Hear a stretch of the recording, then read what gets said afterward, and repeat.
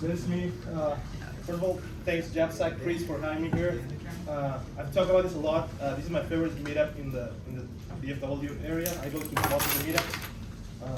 I joined real estate in December 2022. My first meetup, first ever meeting any real estate investor was here January 1st of 2023, and we got my first deal under contract. Diego's not here, but at that time, we were doing a lot of calling sellers. I had a hot lead. He helped me get it under contract. 30 days later, I had a check in my hands that I already sold paper. And that revolutionized my mind because you can make money selling paper. It's crazy. Wholesaling is really big. About me again, I'm from Peru. I came here when I was 19 years old. I just realized, talking to one of my business coaches, that I've always been a hustler. I've started 11 businesses since I was 6 years old. I started reselling bicycles at that age. Taking air out of balls so I can charge people to put air on them. I was 6, I didn't know that was not right. I smuggled food in high school. I realized math tutors made money, so I learned math just to teach it. Anything you can think of. If I think that I can make money, I will do it.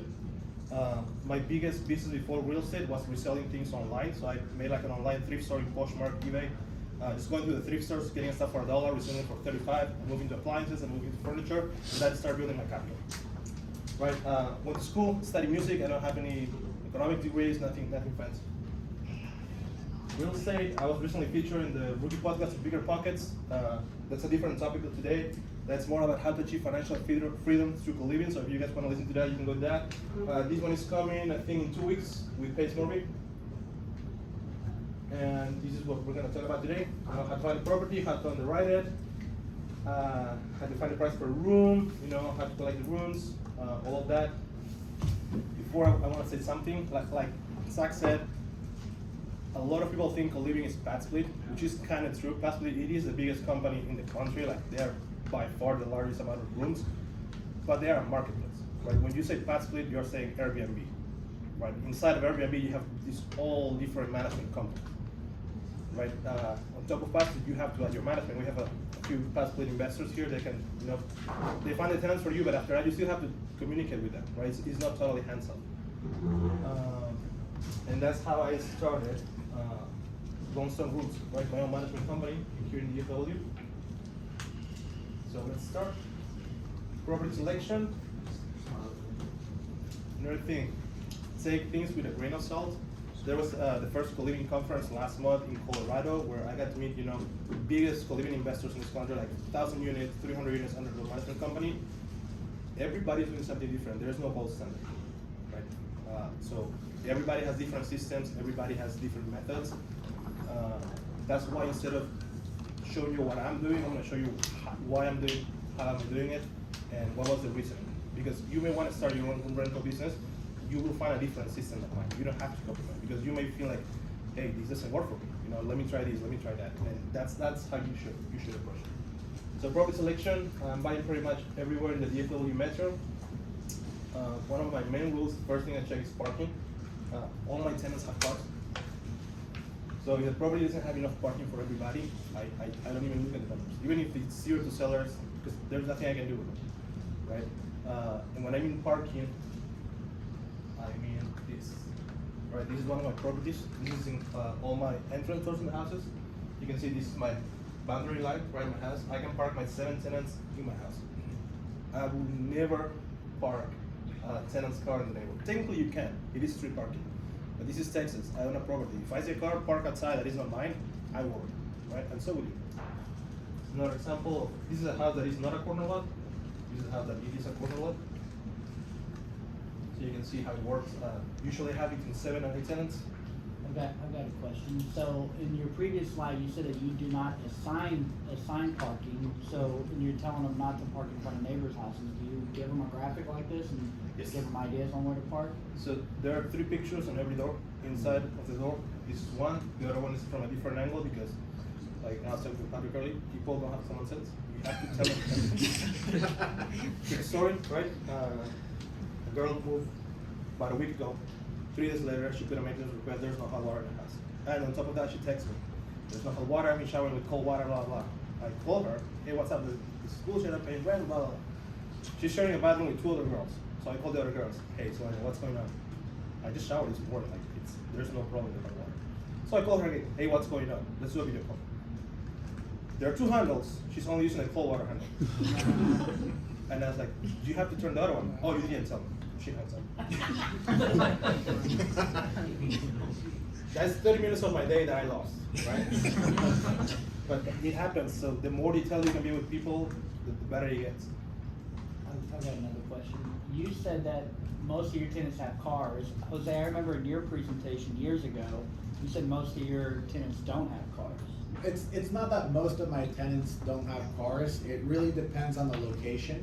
Because if it's close to public transportation, somebody will probably move there that don't have a car because there is public transportation. You know, maybe it's just down the street right there in the corner, and then realistically not everybody has a car. Some people use Uber, that's still a little bit expensive. So I do have properties that are fully occupied, 8 bedrooms, and there might be 2 or 3 cars there, but they're, you know, the bus stop is within a minute, 2 minutes walk.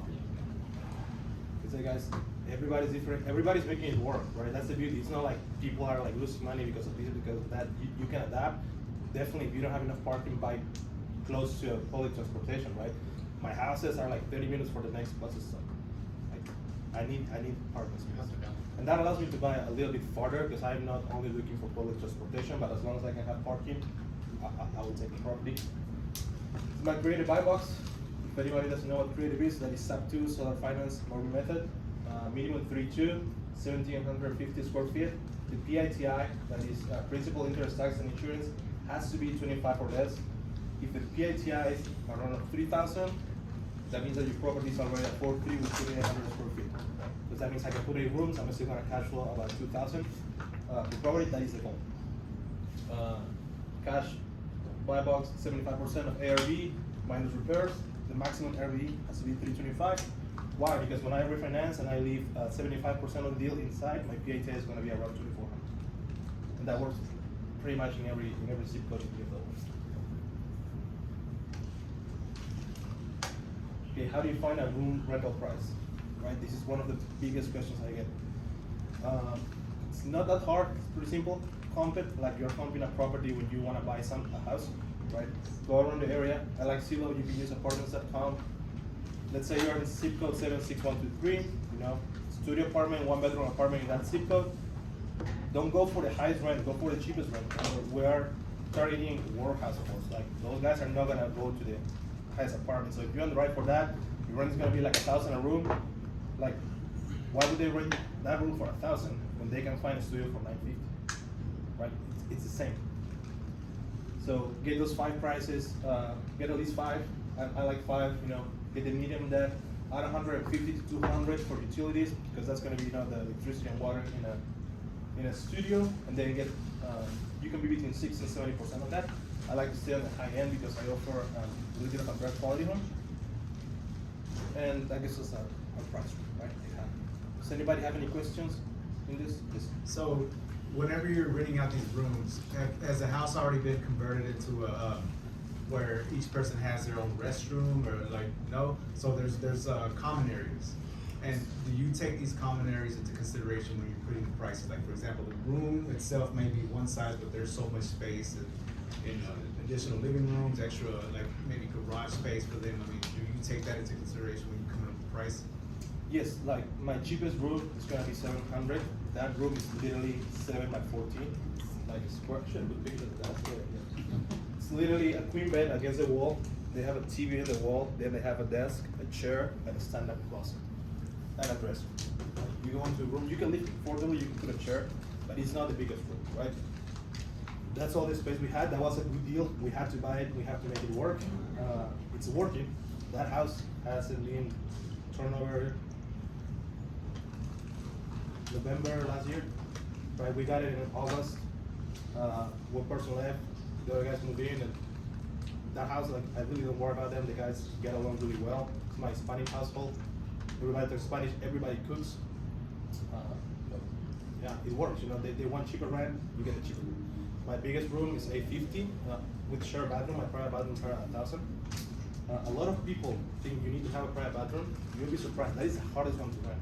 because people don't have $1,000 right? So they end up lowering their private bathrooms to $850 to $900, which might as well not have that bathroom because you're putting in $5,000-$6,000 to add a bathroom. You're not getting that cash on cash return for only $50 more a month, right? So most of my rooms are 800, 750, 775, and that includes everything, right? We take out the landscaping, we have cleaning once a month, comes with all utilities, my AC is hot all the time, cold all the time. We provide supplies for the house, just basic things like dish soap, sponges, trash bags, everything else they bring. How much CapEx are you allocating to each? 400. 400? I'm gonna talk about this deal, underwriting. I used to do 350, now I do 400, and that anticipates like 1 repair a month, which at the beginning you're gonna have more repairs, maybe 2-3 months later. There's this stabilization period, it's about 3 months. Because there's stuff that you miss on the rehab, right? Like you didn't think the toilet was gonna break and the hose was loose. Now you need to replace it. These are newer vintages of homes though, right? Yeah, the oldest one that I have is 1925. 1925? It was rehab a few times before I got it. That gives me a lot of problems maintenance. Do you regret buying that one? Do you regret buying that one? No, that's the one where I don't have to remember my stories about having problems with the sewer line. Yeah. It's cover package, right? It's smaller than regular, I don't know, but it gets clogged. Yeah. Right, so we implemented now where I ask everybody to buy a thinner toilet paper that has fixed it. They haven't had issues in 6 months. But you know, if we were to have turnover, I have to have the same conversation with the new tenant. Right? Or just there's a trash we just throw it in there because we don't want to replace that paper right now. It's working, it's not leaking, it just gets clogged. This is how I underwrite the deal. You know, this is a creative. All the houses that I own are creatively so far. So you get the PITI. This one had spread of a HELOC and solar finance on top. This is the utilities and expenses that I budget for in a month, right? Water and trash is less than this. I'm usually between 120 and 135. I haven't paid more than that. Electricity could be a little bit more. The way you underwrite electricity is you go online on the zip code, you find 3 electricity companies, you look at the label fact, and that's gonna tell you how much they charge you per kilowatt. On average, my houses are between 1,800 and 2,200 kilowatts per month. You multiply that price and you get to that number. My worst case scenario is gonna be 400, which is gonna be July and August, but then after that it's gonna drop. So you average that for the year, and you get to 350, 400. So far, I'm right on. I haven't had to pay, my biggest electricity bill last year was 450 in this house, right? It's 2,800 square feet. But the rest of the month was 200, 205, 210. You don't go that crazy. Lawn care, I have my own route, so it's a lot cheaper than when you're gonna probably pay somebody, you know, $40 a cut twice a month. You have your own what, sorry? My own line of, like my own guy. Oh, Yes, okay. my own route. Same with my cleaners. My cleaners clean my houses plus other people's houses, so I get the price at, you know, at cost, which is what they charge me for the house. So I had my HOA, that was the payment, and the repurchase, and this one was 300 because we remodeled a lot of it, put a lot of money into the rehab, and no management fee, total expenses, this is how many rooms we are getting, the gross per month, and then your cash on cash, and the net cash flow. What was the bed and bath count prior to conversion? It was a 4.2. Right. So is that kind of what your ideal property looks like upon acquisition? Is a 4.2? So you don't look at 3.2s or? Yeah, 3.2s, the rest were 3.2s. Okay. Yeah, so you wanted to have a 3.2 and you add a bathroom. If you have, my rule is if I have 7 rooms, I want to have 2 bathrooms. If I have 3 already, nice, but I need 2 because you want to have 3 people in one and 4 in the other. Yeah. Where it's more like 3 and 3, and the next person is like you can choose. Yeah. If you have 8 rooms, I think 2 bathrooms is not enough. You want to add at least another half bathroom, so there's the option of going somewhere else. Right. Why don't you pay yourself a management fee? Because I get it out of the ownership. You know what I mean? So this is like underwriting from the owner's perspective. I own this property, right? So I split this half and a half with my private money partners, which is more than 60%. Got it. There's another way where I could pay the management company first and then give them. But you the are the share. management company, right? Yes, technically I am. So you but- should pay yourself. Yeah. Yeah, but I get it as an owner. Let me know you need another investor. What he's saying is, well, why don't you just put $200 here? But Yeah. Andres saying is like, I can put $200 here, but I'm still getting that, so why go through an additional step of? I mean, Like, I it's could, because if I wanted to you're build still like- like you're an owner and you're managing Yeah, as Like I well. said, if So I you- wanted to build an account, yes, you're absolutely right. Yes. A lot of people do that. It is You're totally right. possible. I don't like that because my PMPs has a lot of trust on me. I want them to make as much money as possible. So if you divide these, they're getting 20% pretty much cash on cash return every month. That's a good deal, and that's why I don't struggle raising money. That's All my deals are performing, right? Hey Andres, good. have you ever used the invoice authorization as part of whenever you're buying a new deal? That is another method of acquisitions. It's really good, but that works more for when you're buying property that is ready, right? These are creative properties, so we don't have banks. There's an underlying loan that we're buying sub 2. There's nowhere to do the invoice authorization. What he's talking about is like, let's say we go on Zillow, we find a property that is ready, right? It's a 4-2. We're gonna ask us, they're gonna ask us for a DSCR loan, 25% down, right? You're at $60,000, $65,000. But you still need to put about $40,000 on renovations to that room, right? I can ask the seller to pay my construction company out of his proceeds. Yeah. And that lowers my total cash into the deal. As long as the property appreciates for that much money, for the additional money. Right, as long as it appreciates, so you can negotiate it. It's a good theory. I only know one company who does that, everybody else has failed. But it's a good theory, because technically you're not supposed to do that. You can do it, but you know. Quick one for you. When it comes to, and I might have missed it, I see room 1, room 2, the prices are different. When it comes to an ensuite, are you charging more for that room? Yes, Okay, private bath. Yeah. okay, because it's private, right? Like you said, 7 people, you want to have 2 bathrooms? Yes. So is it the other 6 people sharing 1 bathroom then? No, so like if I have one in the street, for example, here, right, Mhm. that gives me 7 rooms for 2 bathrooms to share.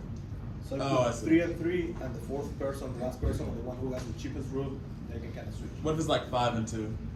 Then it's like 4 and 1?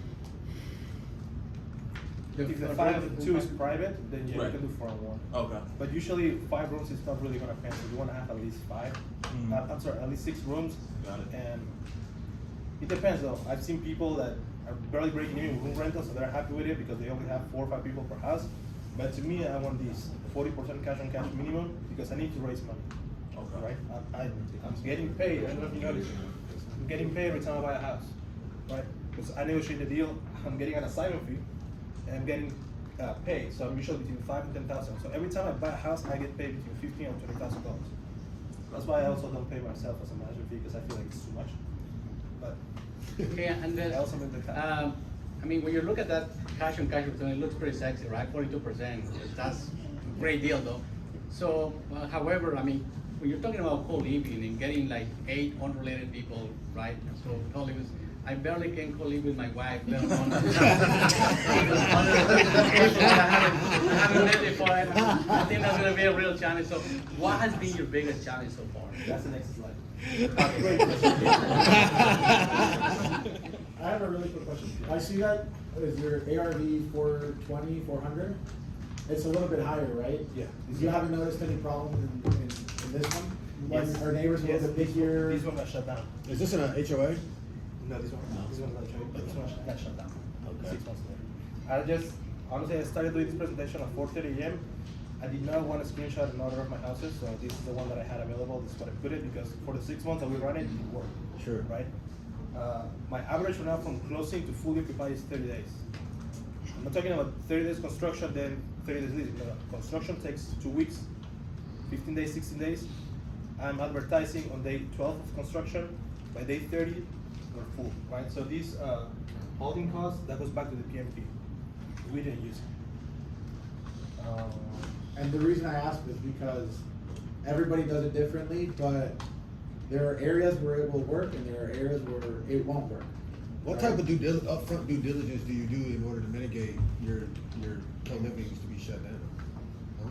Great question. I want to talk about that. Parking.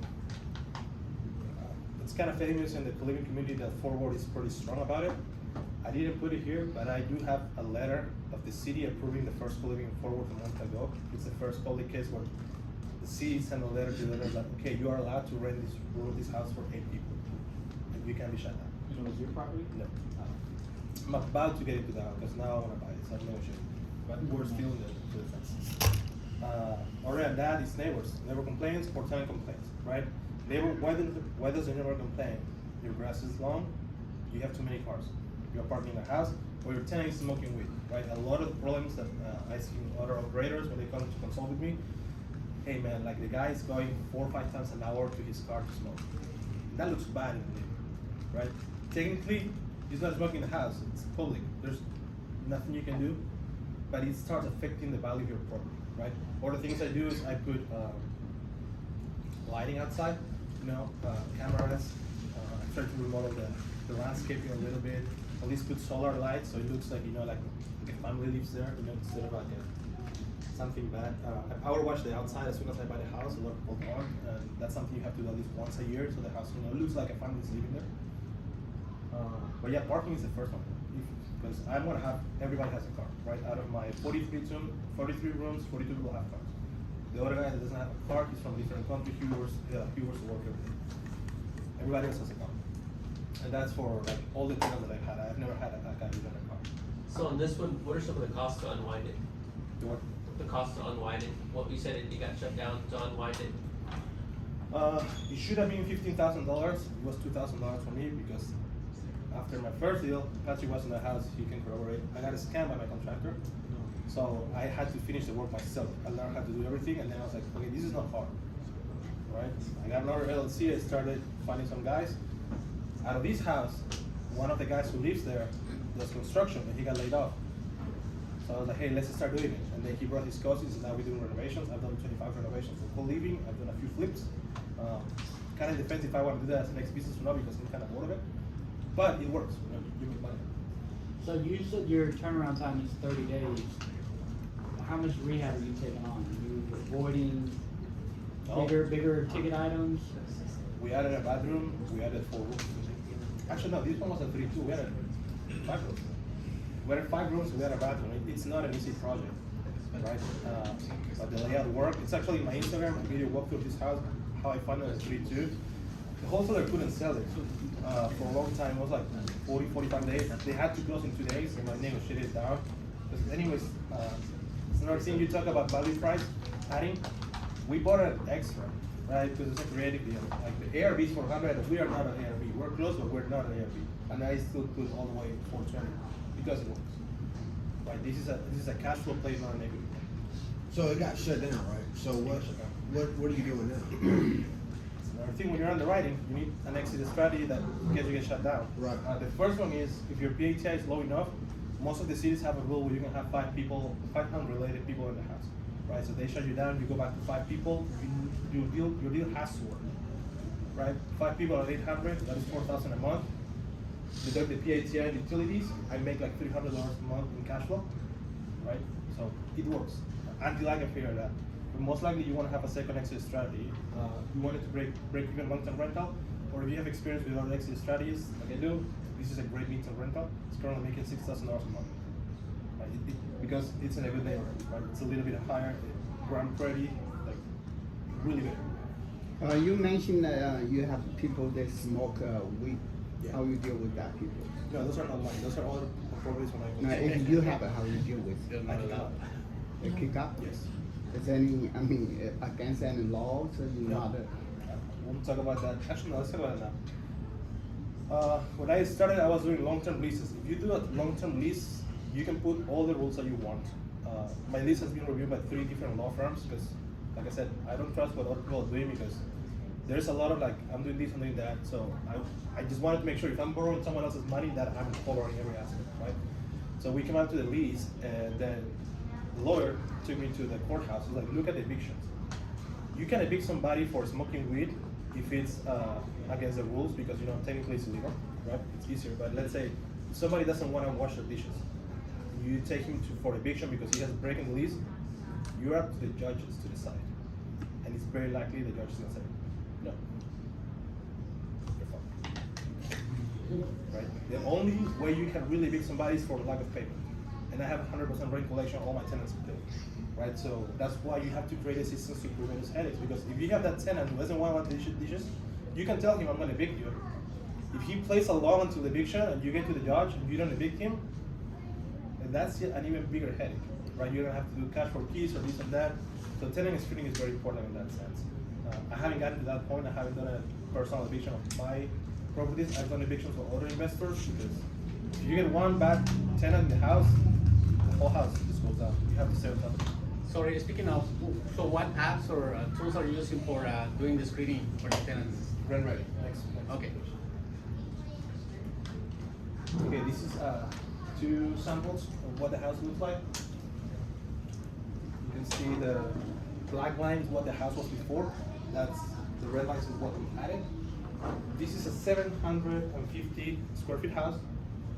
This is a 2,600 square feet house. Right? It works. Different in this house, they have more common areas. Right? On this house, they only have 2 dining tables and an island in the kitchen. Therefore, the rents are cheaper. Right? You can tell I'm charging a lot of rooms at 700, 750. This house that has a lot of parking and a lot of common spaces, right? 2 dining areas, the rents are high.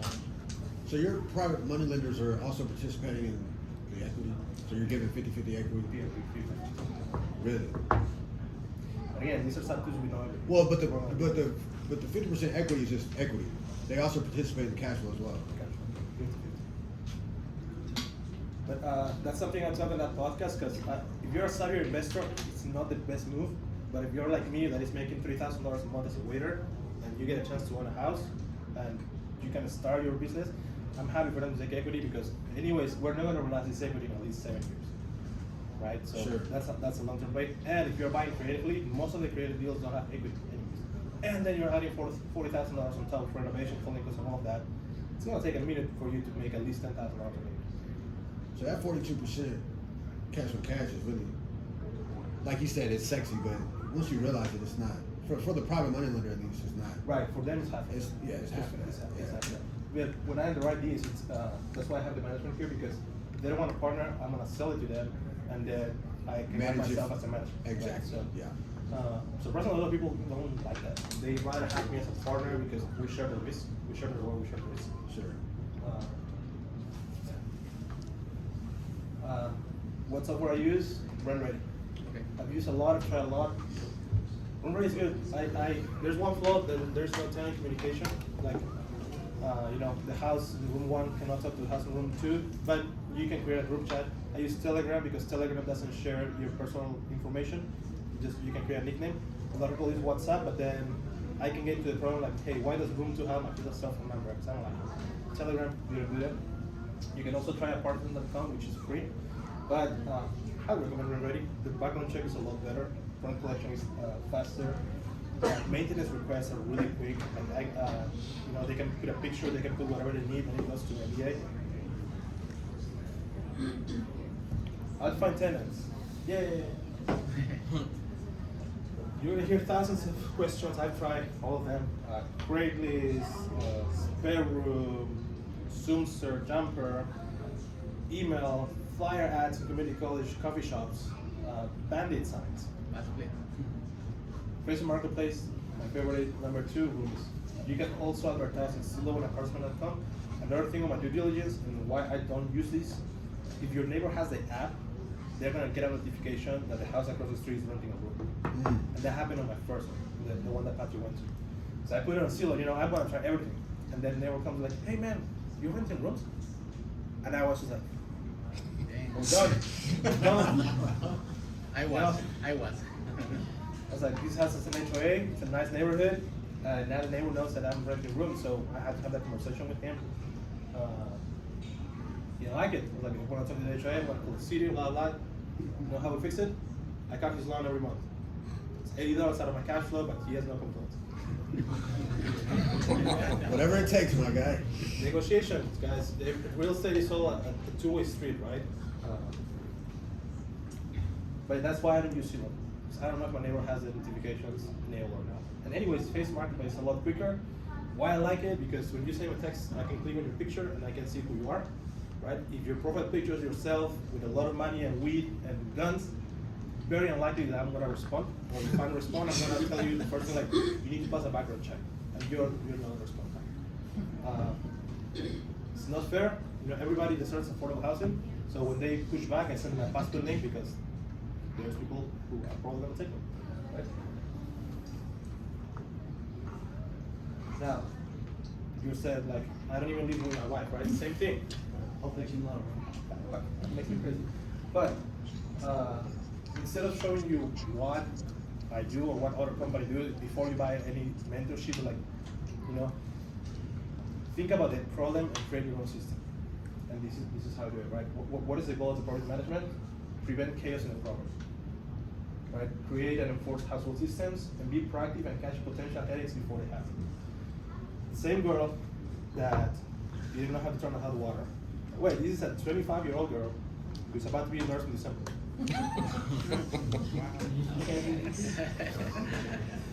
You saw the picture with the 7 cars, right? My first parking picture. There were 4 spots remaining. You can see clearly on the driveway that there's 2 cars, right? You don't want to block each other. This was all empty. 5 was here, and then she parked right behind number 5. So I got a call from their tenant. He's like, hey, I need to get out, and there's another car behind me. I was like, oh, might be the new girl. You see that a white Toyota? Yes, okay. Knock on her door. She knocks on her door. I want to call the police. Stop on. It's like, oh, hey, you're blocking her car. Oh, sorry, I didn't know. Hands up. Like, there are pictures. It's on the lease. It's on the phone call. After they sign the lease, I send them a screenshot of the parking and the house rules because they're not going to read it, right? I want them to read page 24 and page 32. Still, it happened. You know, that's a headache that I try to prevent, but it still happens. I don't know, Andres. If you go back, you didn't blatantly state that you can't park behind. You got somebody. right, X is right there. You gotta put it there, man. You gotta put. You can't park behind somebody. What about parking on the lawn? Huh? Parking on the lawn. I need to add it to the list. Parking on the roof. He's taking notes. That's why I call it preventing headaches. Right?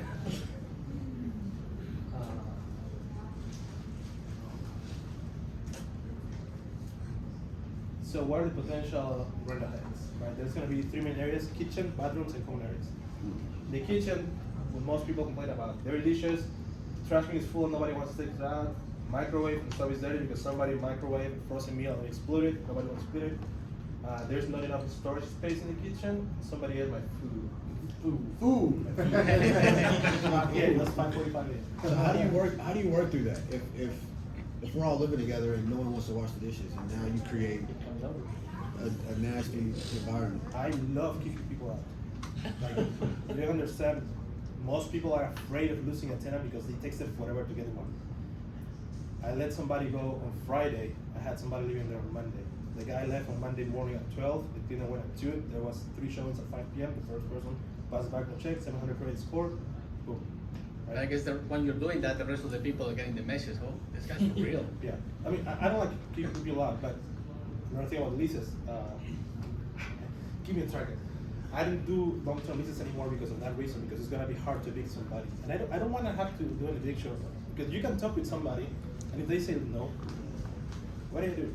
Right? How do you enforce it? So you have to be ready to like be able to drop the hammer somehow.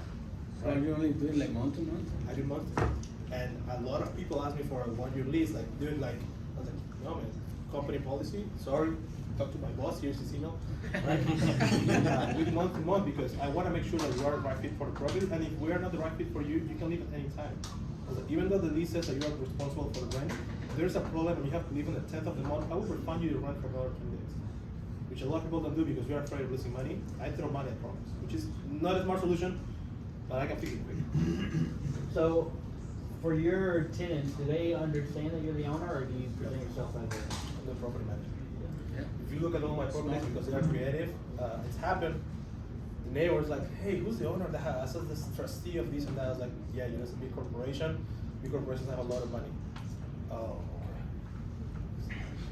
Neighbors are noisy. They especially that house with the parking, why I enforce it.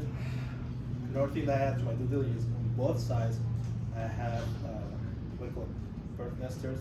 They're both couples, 80 plus, white headaches. I don't know what to say, but it's problems. Now, bathrooms, right? There's clean toilet backed up, people are flashing non-flashable products, they're stealing somebody else's toilet paper, there's a dirty shower, hair on the floor, dirty shower curtains, there's a dirty sink, you know, people are taking long showers. They're in the toilet for 45 minutes watching TikTok videos instead of doing what they're supposed to do. The floors are wet after somebody showers. Nobody wants to take out the trash, right? There's a lot of female trash in there that has to be taken out. It's that out. Again, this hasn't happened in my house. This is something before I started the first one, I was like, okay, what can I do to prepare myself to prevent this?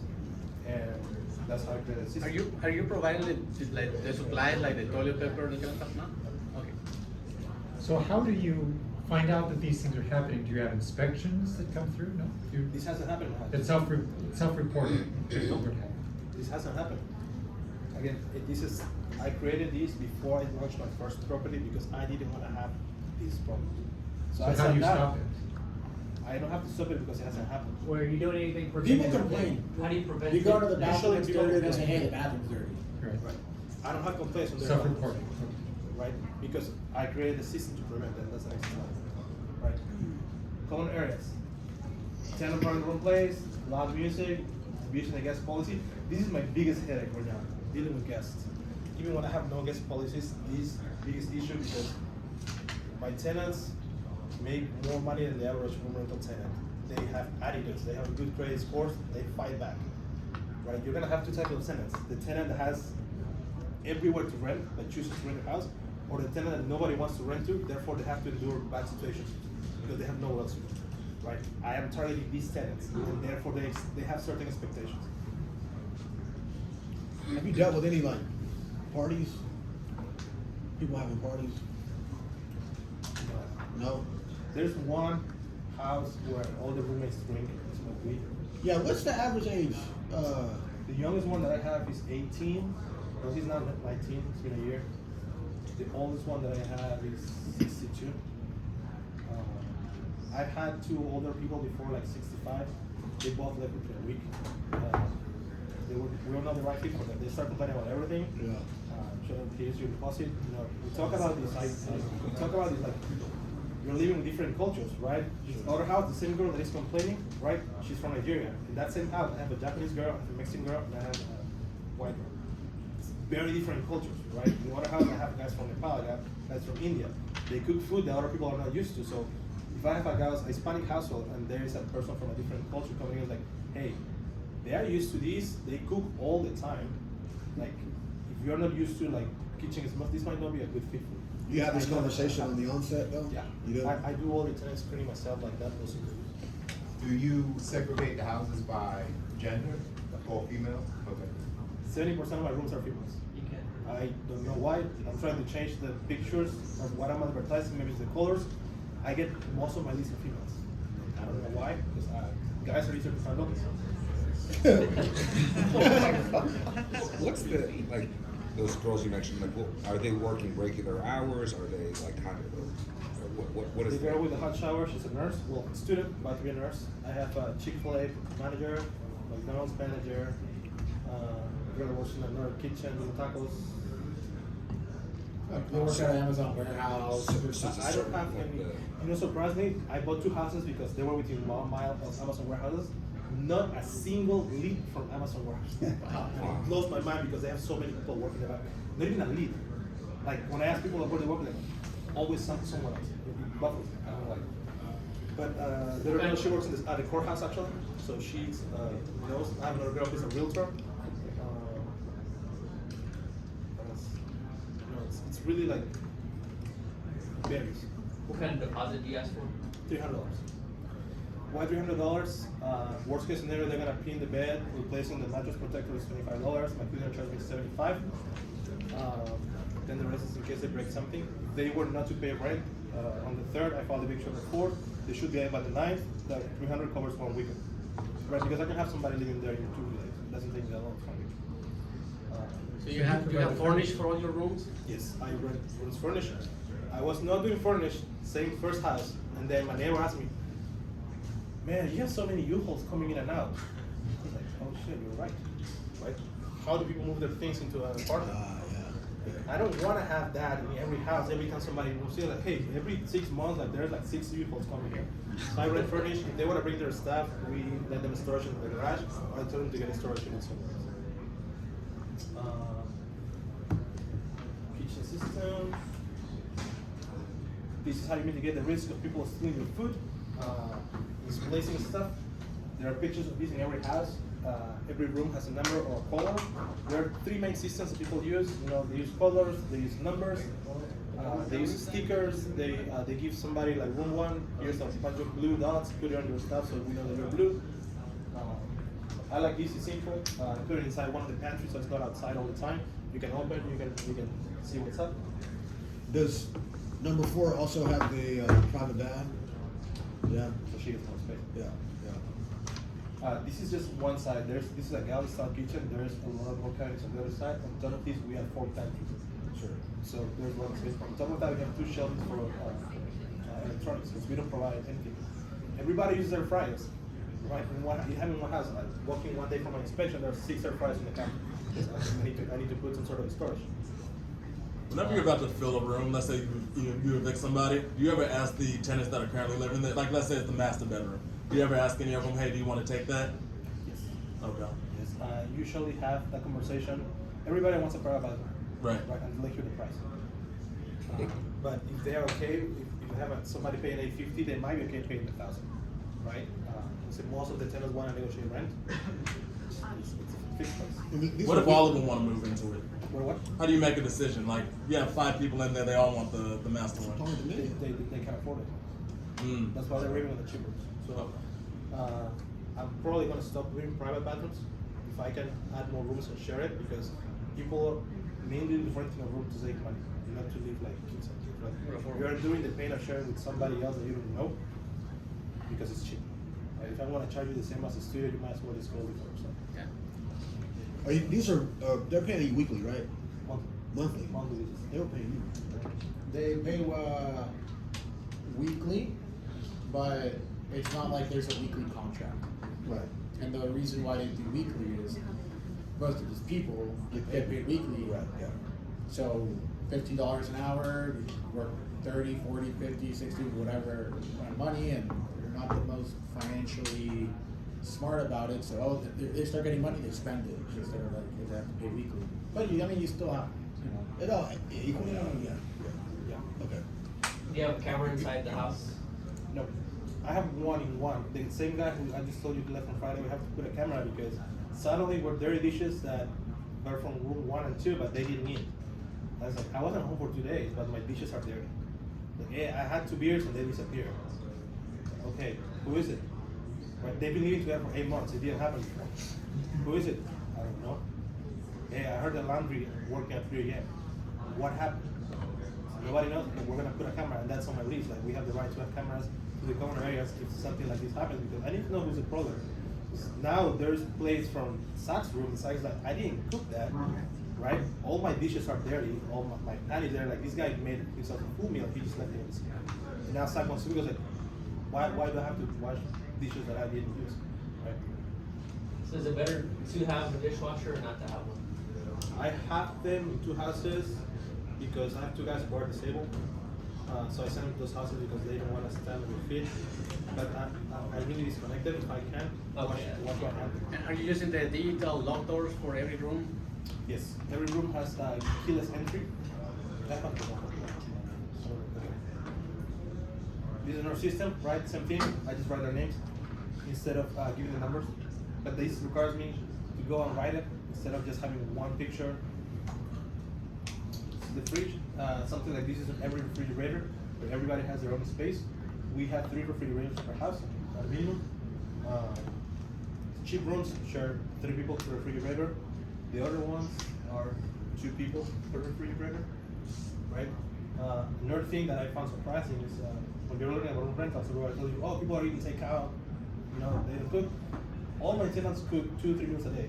So we have a schedule in the kitchen because they all want to meal prep, they all want to cook.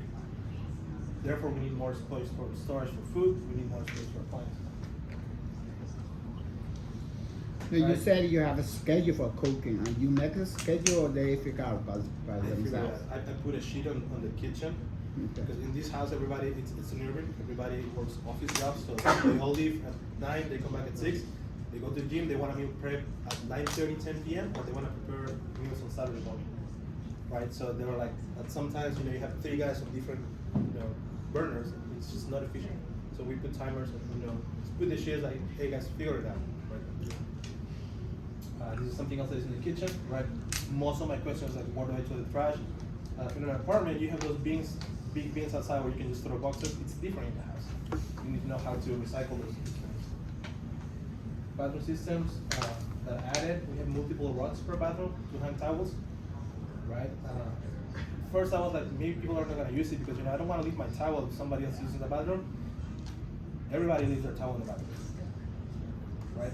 We have extra cabinets. If there's a space in the wall, we buy the small cabinets that have their own rods so everybody has their own space.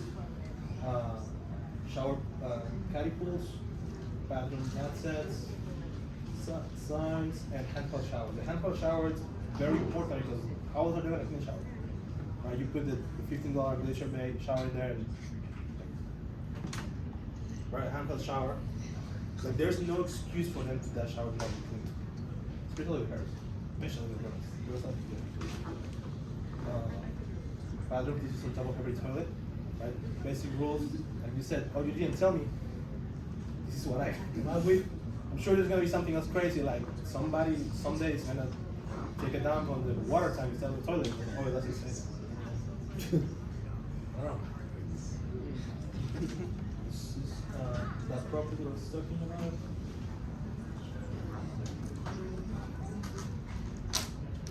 This is post conversion? Yes. What did you do to the area next to the stairs? I actually walked this house. Nothing?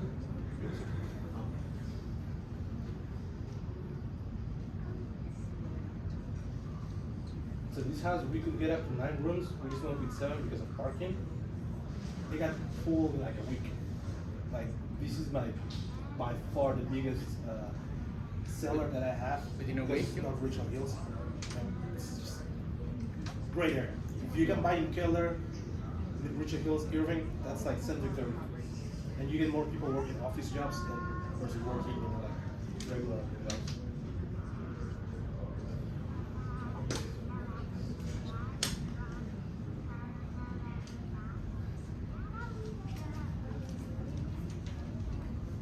You didn't do anything to the garage? No. Because of the parking. We took out the pool.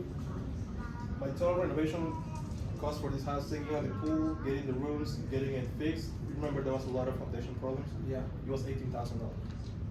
You said 18? 18. To get it ready? But you didn't change the floors, right? I put 40 in. In the living room, no, but you see the rooms. Oh, yeah. You didn't. Did you raise that or did you just go ahead and fund that yourself? You probably didn't. I raised it. You raised it? Yeah. And they had the same economics? 50% equity and 50% The cash? total cash on cash is a little bit, Just no, this one is 16,000 because 5%. you're doing a lot of the work too, right? No, but I pay my guys daily. So I kind of like general contract the whole thing. It's a lot Yeah. cheaper. It requires me to go there, be there a few times a week, but I save a lot of money. How much do you pay them daily? 200 to 50. If it's like a master tiler, like 300. You're gonna find the guys who wanna get paid by the job, which is good too if you need to. But usually, because I know how to do most of the stuff, I can kind of like oversee it, so I don't have to have the most skilled worker. Unless it's electricity or plumbing, that I do outsource to somebody else. Is it going fast? It hadn't. I think it's back. Just leave it. See pictures of refrigerators.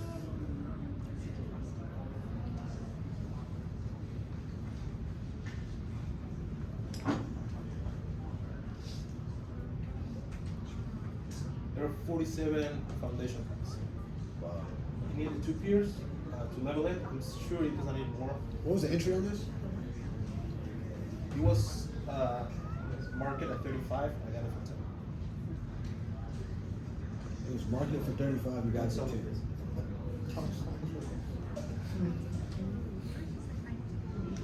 think I had a client that wanted this, and he's like, check it out. And I told him it was good. But it definitely needed a full update of some things. Like these was all carpet, so flooring, so and it was dirty carpet. The 47 foundation cracks, those are not small cracks, those are like big cracks that you have to repair. But before that, we addressed the foundation. Andres? So you're in it for about 30K? No, use 1 month cleaning cost because of the pool for the purpose we had to take out the fence. Sure. That was an extra furnishing. This was a little more expensive at 800 a room. I think we're all for like 56. Hey, brother, your phone So I stopped paid. recording. So I pay myself like It's still recording, isn't it? As you should. Oh, no, it's recording. It's just the battery. But yeah, that's tenant screening. So I want to cover one real quick. 99% of our rooms are coming from Facebook Marketplace. 3% from roomies. For closing to fully occupied, I have an average of 30 days right now. Again, that requires me to be in the property every day. But I save the holding cost and then I split it with the PMP so I make more money. If it's a month of my time and I'm making 20,000, I like it. Tenant screening, who rents these rooms? We just talk about that. You know, people who cannot afford a studio. Anybody who cannot afford it, pretty much. It's not like a demographic specifically. Who do I choose the right tenant? There are two groups, like I said. There is a guy that has a good grade score that makes enough money to live in a studio but chooses to live in a room rental. He's going to be super picky. He's going to have a lot of questions. It's going to be one of your most challenging tenants because they have the ability to challenge you. Versus the other tenant that has felonies, that has evictions, that have nowhere else to go, they're on parole or whatever. They're okay living with cockroaches. They're okay living with the LLC because it's out of the streets. Right? What makes a good tenant? Accountability. That's something I just started implementing after this girl with a hot shower because she blamed me for not telling her to open the hot water. She blamed me for because she parked behind someone else's car and I didn't tell her that she was supposed to. So it's been a week. We'll see what else comes up. Follow me inside. Andres, can your tenants personalize the rooms? Can they hang things on the wall? They can do whatever they want in the room. I just provide the furniture. They can move it. If they don't want the bed, like they can take it out. Most people like the furniture. Because not everybody drives trucks, guys. You can move, if you're living single, you can move all your stuff inside your sedan, your SUV, right? Moving a bed, moving a mattress, you need to borrow a truck from somebody, you need to get a U-Haul. So most people don't bring the beds. This is something that I use in every message with tenants, and it's working. Hey tenant, we're looking for people who want to live in a drama-free, clean, and safe environment. You will be asked to follow a few house rules. If you think you'll have a problem following rules, this house might not be a good fit. Like not me. Most of it is common sense, but we do have a strong policies on guests and assigned park. When do you want to come to the place? If they reply, usually okay, but this is getting rid of all the people who are not going to follow the rules just because they think, you get a lot of tenants, they think because they are paying rent that they are allowed to do whatever they want. Right? So don't worry about me, I'm going to pay rent on time, like if you don't have a problem with me, I'm 100% sure it will happen. That is the tenant that I don't have the most problems with because they feel entitled. Right? And I have to tell them on the phone, like, dude, paying rent is a bare minimum to live here. Right? If you just want to pay rent and be left alone, there's this great marketplace called Passport. Go and find one. The head is that you can prepare for. Like I said, all those systems that I created, I don't have any of those problems that I just talked about because I prepared the systems, right? Telling them about it.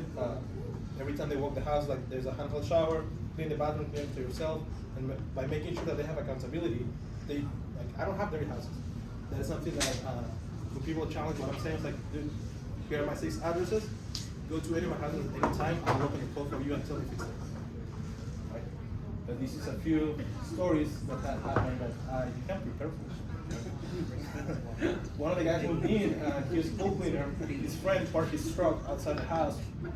He was living out of there for 2 days. Until I noticed. Because the same neighbor that saw the U-Haul truck, and saw the seal over it, he's like, there's a homeless guy living outside the house. So I told him, yeah, oh, he's my friend, he has a place to live. It is street parking. The guy, so I saw him from the camera, I have the cameras outside.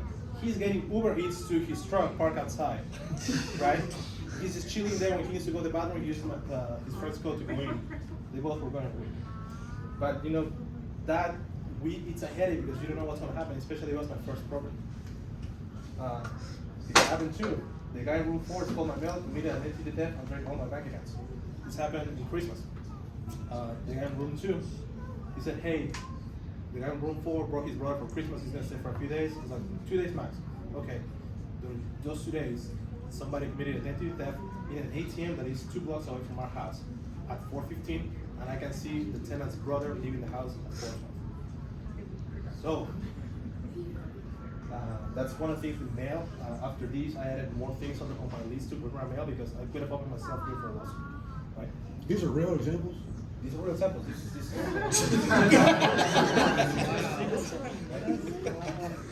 I mean, damn, they having orgies at your house, Andres? That This is Love Island, isn't it? 3 weeks ago.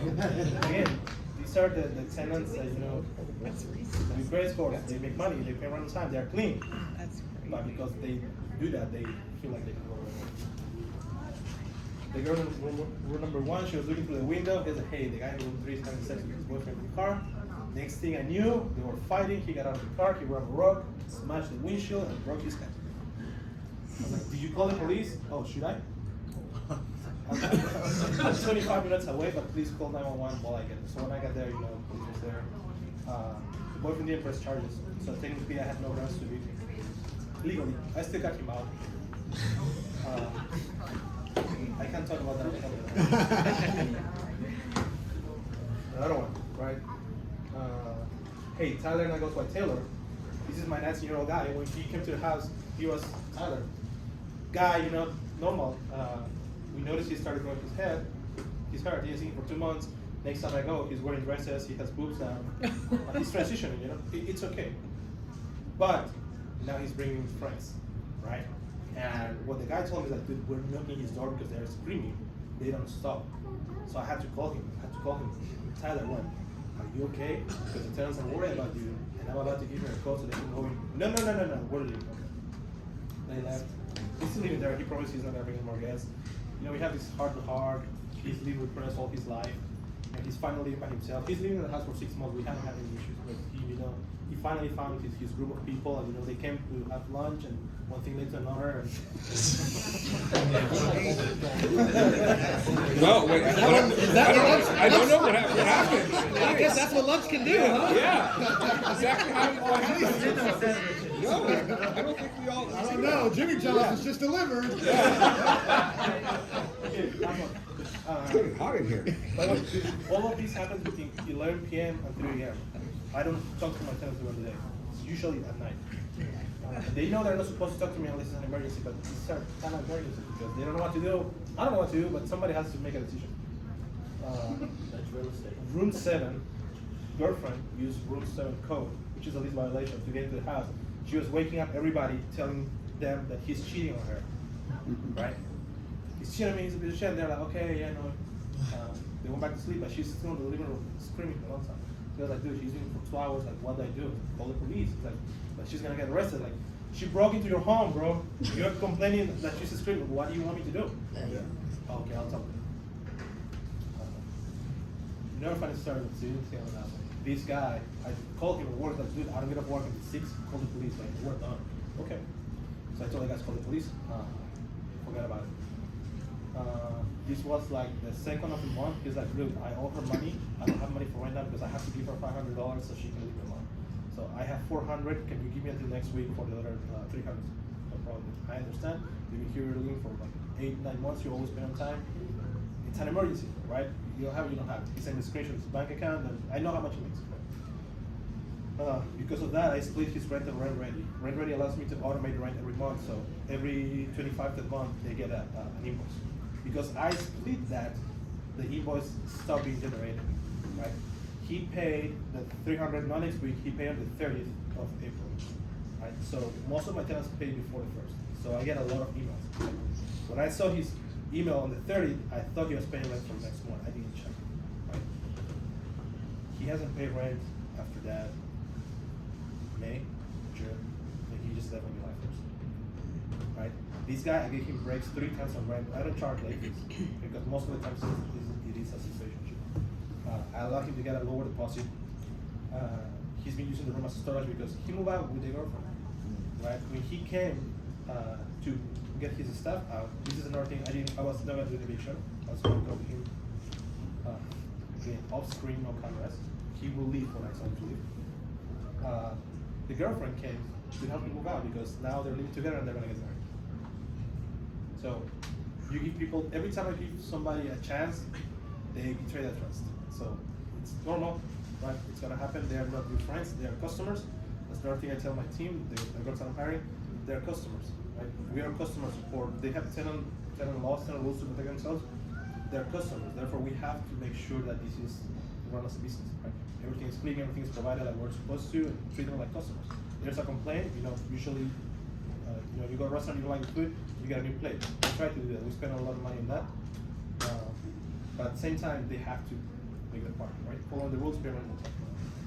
And we management property, less so, because most of the properties that they send me, they're not good fits for co-living. I've had a lot of properties from past field, they're trying to immigrate out, and they're just not good properties, right? For me, I wouldn't manage it. And that's it, thank you so much. Do we have 2 minutes for questions? Sure. Any questions? You said that still, I do have a people there, they lost their food in the refrigerator, they cannot find it. Since you don't have a camera, who took their food? How you will deal with this kind of problem? That's why we put the camera after. It's inside the house? Inside the house. So it's in the kitchen, because we don't know, right? There's 3 people that share their fridge. He was like, okay, somebody somehow will wants, but now it's like, my chicken is gone. Right? Yeah. My dishes are, somebody's eating my food in my own pan. So that's why we put the camera. I do have another question for this. We tried to put the camera there, and then one guy insists you invite my private. He don't want the camera, so we got it. Yeah, you didn't talk about front. It's He's probably the one that's stealing the food. Yeah, that's it. I was thinking they're not the same person, but the one guy said he really said, I don't want you. How about I used a camera in your house? I think you don't have a right to do that. What I generally do, and unless it happens a lot, I stop doing it. I said, what do they steal? My ramen. Okay, how much is your ramen? $2? No worries, I'll deduct $2 of your next month's rent. Go buy another ramen. And generally might happen two times. Okay. And then sometimes it's tough. Maybe it was somebody that was hungry, they just stole us. If it's a beer, my beer usually is a beer, but it's warm.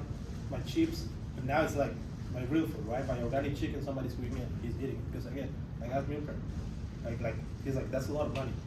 And I was like, and we need to know who it is and why, what's happening, because this group has been together for months. Like what is different now? And like I said, why you want to sit down and write this down before you start renting? Because if you would have known that this would have happened, you would have told your tenant, if this happens, I will have a camera, right? So when you want to put the camera, there is no reason why he has to question that. So the camera and also a lot of detailed policy. Yes. I was thinking prevent a lot of headache. So what systems are you using to find your deals, like the properties you wanna compare to others?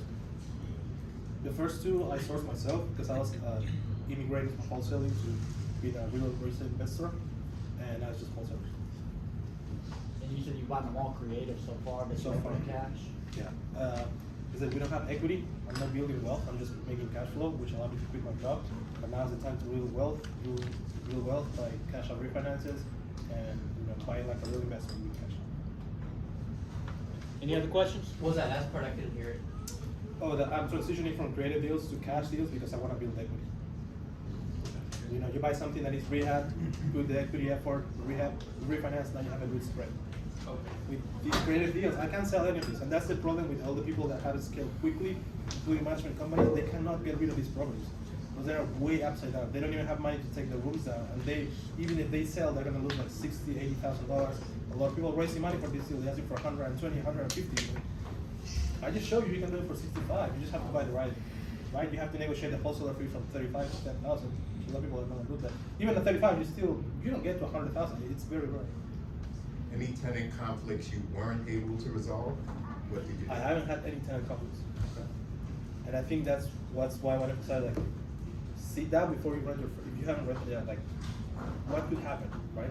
There's a lot of things that haven't happened, like, at some point I might have a tenant fight with somebody on a fist fight, right? What am I gonna do? I know what I'm gonna do, right? But if it happens, I know how to respond. And it's because I'm hiring somebody to take over me now, right? She's in training and I need to leave her with some SOP so she can prepare so she doesn't call me every time something happens. Because I had some pet split, my son referred me here. I was thinking to make it different, look like, firstly, you manage it by yourself. Second, your house maybe looks more bigger, more upgraded compared to pet split. Also, you know, mostly you select your tenant. That's I was thinking, cause a lot of headache too. I mean, what do you tell me? What's the major difference? All the difference. Upfront contract. It's like when you're negotiating, when you're getting into a relationship, right? I don't expect you to cheat on me if you were my girlfriend, but if the tenant is like, you can tell me that cheating is not allowed. You have to be prepared ahead of time, because they will find ways to make. And it's because I've been broke all my life. I will find a way to get what I want to do whenever I want to do it, even if the rule is there, right? And all the tenants coming from that background have the same mentality, so they're always trying to get one up on you, right?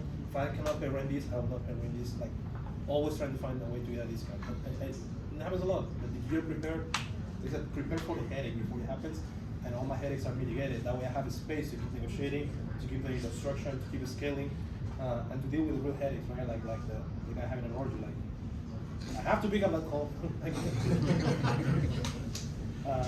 But yes, compared with the password thing, last year I toured 52 properties. Before I started, I toured 38 password properties. I've had tenants that I paid to live in those properties so I can study the other big management companies in the area. I would not recommend any of them. Jose is probably one of the few investors that actually cares about his tenants and he has good thought on the renovation, but everybody else, you can quickly tell it's a pass because they don't cut the grass, right? They charge the owner 120 a month, they cut it once a month, maybe. And because most of the owners out of state, they don't know. As long as they're getting paid the revenue, they don't really care, but you owe to the company. And I can show you pictures, but it's literally like they have 3 cabinet kitchens, all the tenants that have boxes, right? Cardboard boxes on the floor where their stuff is. But they're fully occupied, but that tenant is not living in a great situation. They don't have AC.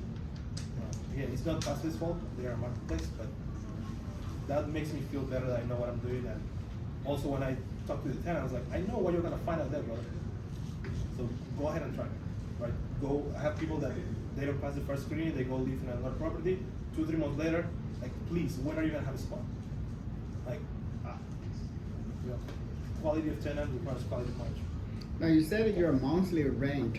If the people want to live longer, or want to extend their rent, you would let them to do Yeah, it. it's month to month. As long as they pay on the first, they can stay. Awesome. Real quick, what are some examples that you had to do when you couldn't evict somebody legally? I haven't had to do an eviction. Now, you said, I forgot what example it was. You said you couldn't evict them legally, but you still got them out. Kicks them out. I can tell you. Okay. Guys, let's I give grew it up up in a very rough for. neighborhood. That's all I can say. Let's give it up for Andre.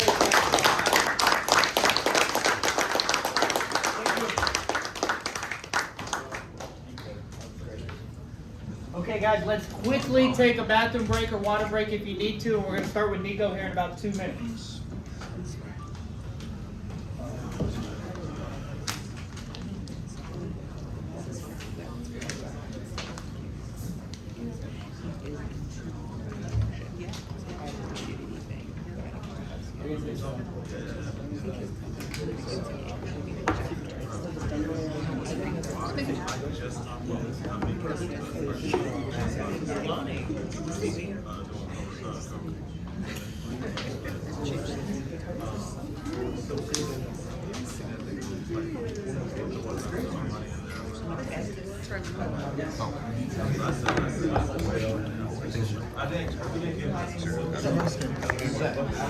Surprised my wife was on.